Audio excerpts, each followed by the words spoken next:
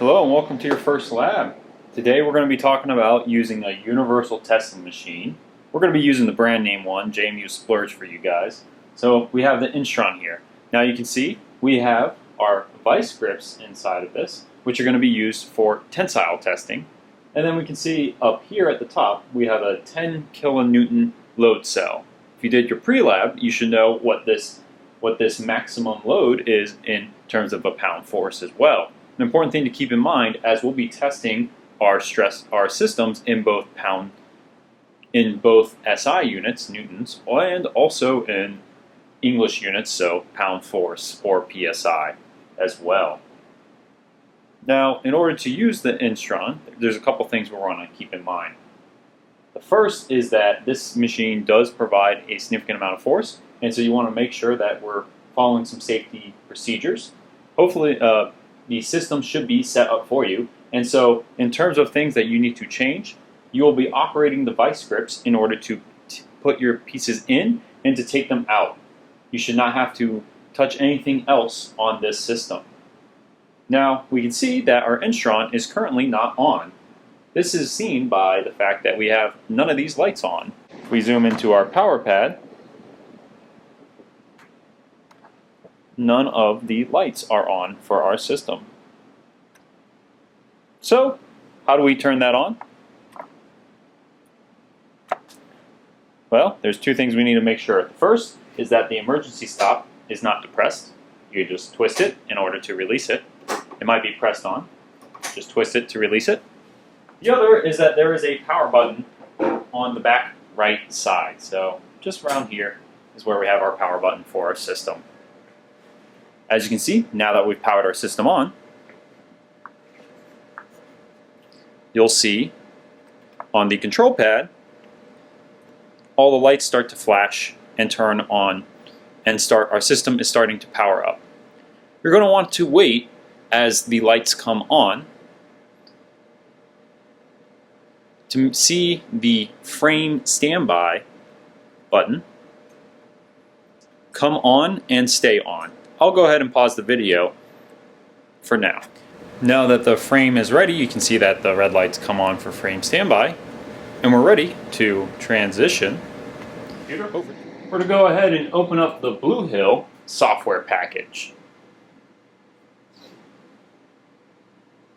As the Blue Hill opens up,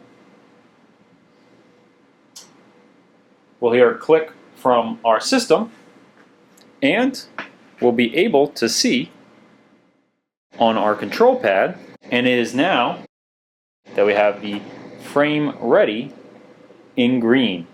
Until we log in, these will remain blank. Let's go ahead and log into our system. To log in, we'll go ahead and use the password and username provided by the instruction manual. And then we can see that now we have two measurements, our extension and then our load. You can see these as well on the control panel, on the Instron control panel. Now for us, we're going to want to do a tension test. And so to do that, we would have some soft buttons inside of our Blue Hill GUI. We're going to use the test button. You'll want to always use the test button whenever you're using this. We'll go ahead and click test. And you can see there are many options here. Consult the instructions to find the correct one. The important details here is that the test type should be a tension method, and the end of the method name should be .im_tension. An additional detail is whether or not your system has a rectangular cross-sectional area or a circular cross-sectional area. Make sure that you select the correct method based on whether you have a rectangular or circular cross-sectional section. For example, we'll be testing a tongue depressor for our system, which has a rectangular cross-section. Since we have a rectangular cross-section, we went ahead and chose that. We can then choose our sample based on our naming convention, follow the instructions in class, and then you can hit next. And then you're going to want to put in the appropriate geometry. Now, for the system, you're going to want to use your dial calipers in order to get an accurate measurement of your cross section. Make sure that you put in the width and thickness appropriately.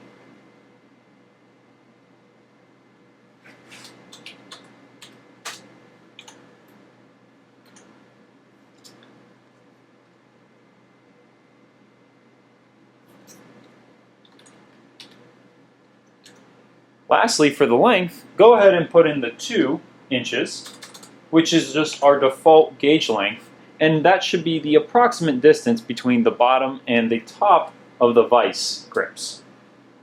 Lastly, choose the material based on whichever you're testing. Since we're doing a popsicle stick, we're going to do wood. And then we can hit next.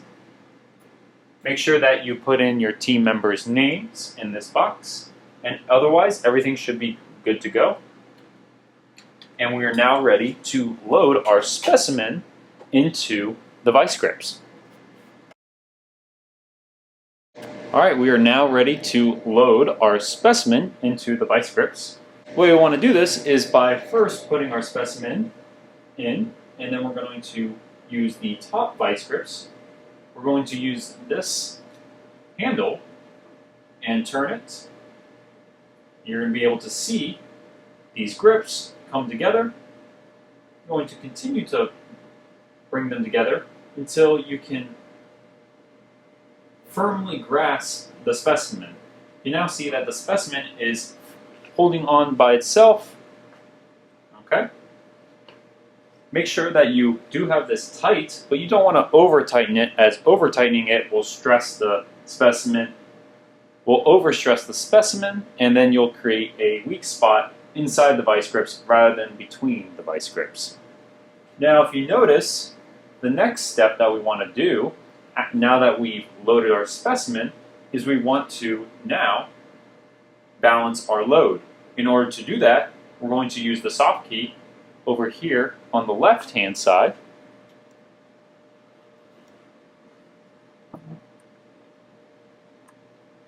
To balance our load, we're going to use the soft key over here by my thumb. We'll press that. Then we can read all the options. We'll notice that the top soft key, number 1, corresponds to balance load. Go ahead and press that. You'll notice that doesn't change the screen. So, in order to get back, you'll use the left soft key, press that, and then you'll return to the screen. After you've done that, if you take a look, you'll be able to see that the load is now essentially zeroed out. Notice that it is not quite exactly 0, and that is okay. It shouldn't be exactly 0, as we have noise. Okay, now our specimen isn't fully loaded, and so we need to finish loading our sample. Going back to the vice grips, we need to clamp on the bottom. And so we can, again, turn it clockwise, or turn it, and we'll continue to turn it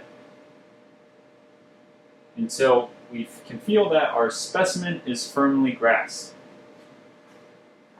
Now, if we go back to our data, we can see that going back to our sensor, you can see that our extension is at 0. That's because we're at our gauge length. You shouldn't mess with that. It should always remain at our gauge length. However, you'll notice that we have a load. Do we want to zero out this load? No. This load is actually true, and it's a result of the fact that we just put an additional clamping force from the bottom. So we want to make sure that we keep that and we don't zero that out. Now, in order to run our specimen, we have a couple of options. One option is we can hit the Start Test button right here on the control pad. We could also start a test by hitting the Start button over here in the top right corner of our GUI. Using either of these methods, we'll start the test, which will be automated. One last note, make sure that you already have your safety glasses on if you don't already. And then we can go ahead and hit start. Now, after you hit start, you should be able to see on the system, on our computer, that we have a extension or a strain and our tensile stress curve starting to form as our data is being recorded. You can also see instantaneous information at the top in our banner, and this instantaneous information is the exact same as what is displayed on the control pad for the Instron. You should be able to just watch your system go and it will record the data. I'll go ahead and pause the video and wait for the test to conclude. Once the test is stopped, you'll tend to hear a noise signaling the failure of the piece, and then we can see that the test has been stopped by looking at our data control panel, on the Instron, and we'll notice that the red light is highlighted for test stop. At this point, you should be good to remove your specimen. And so, to remove your specimen, you're simply going to loosen up the vice grips and take out the broken pieces. And we can see that we had some fun failure. Notice that this failed right near the vice grips, and so it might be good to try this one again and not tighten it as hard. You live, you learn.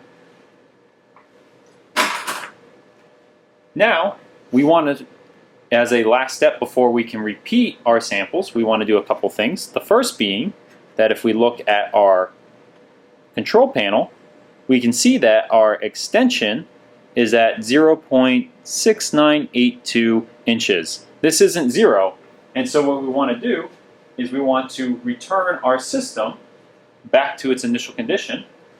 To do that, the bottom left soft panel over here is the return button. Once you press it, the system will return back to its initial condition, and you'll be able to see that the extension is now at 0, and we are now at the original gauge length. Make sure that you don't hit either of these two buttons. You do not want to hit either of those buttons, and for now, you should not have to hit these buttons either.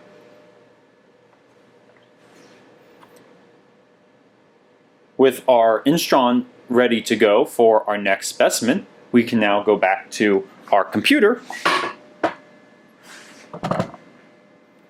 and prepare our computer for the next set of test data. We're going to do this by looking at our soft keys, and we can see that right here we have our next button, which we can click, and then we see that we get the same prompt from before. Alright, now that we've finished our specimen, our last specimen, we now get to specimen 2, and we now have the same data prompt that we have for the first specimen, and so you can follow these instructions and repeat for all the specimens that you need to. Once you've done all of the tests, you'll want to hit the Finish button down in the bottom right corner, at which point you'll be able to see a prompt. You're going to want to hit the Finish Sample button in order to save the file. You'll see a prompt asking, do you want to start another new sample using the same set of test parameters? You can click yes if you have another sample to run, which is a set of specimens, or no if you don't want to run anymore. Once we've clicked no, you'll be able to go and navigate into the folder, look for the appropriate folder with the appropriate name. In this case, it's the demo. We can click on that one, and then you'll be able to see at the very top, we're going to have our raw data file. And then in that file, we'll have all of the important information, including the extension in inches and the load in pound force for our specimen. You can then use this in your data analysis. Make sure you copy this information off this computer and onto a hard drive, and make sure that you also leave a copy of the data on the computer so that way we have it as a backup and for reference. That concludes the tutorial for Instron testing. Make sure you don't be afraid to ask any questions as you are looking to do these tests.